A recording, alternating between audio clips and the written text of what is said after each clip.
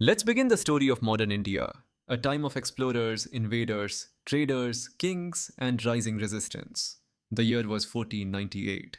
A Portuguese explorer named Vasco da Gama arrived at Calicut on the western coast of India.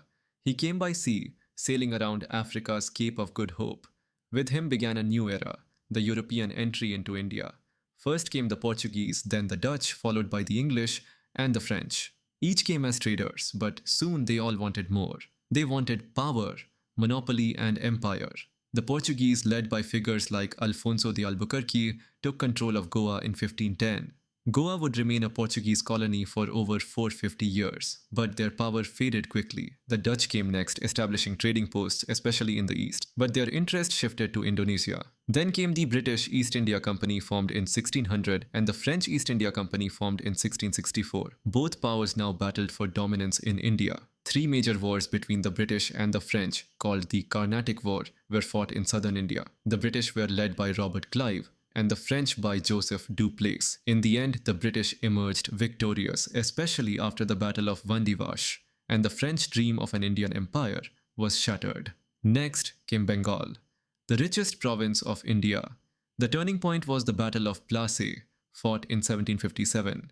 Siraj-ud-Dawla, the Nawab of Bengal, fought against Robert Clive of the East India Company, but Siraj was betrayed by his commander Mir Jafar.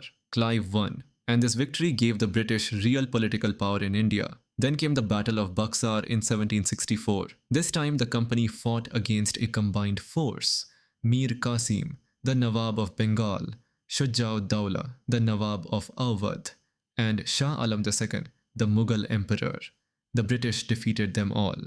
After this, the Mughal emperor granted the Diwani, the right to collect revenue, in Bengal, Bihar, and Orissa. The East India Company had now become a ruler.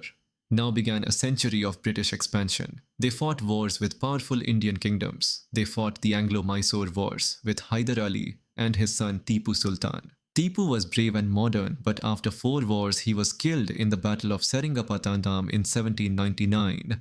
They fought the Anglo-Maratha Wars with the Marathas. The powerful Maratha Confederacy fought fiercely, but after 3 wars, they were defeated. They also fought the Anglo-Sikh Wars with the empire of Maharaja Ranjit Singh. After his death, Punjab became vulnerable, and by 1849, it too was annexed. The British used military power, diplomacy, and deceit to expand their rule. A policy introduced by Lord Dalhousie worsened Indian anger.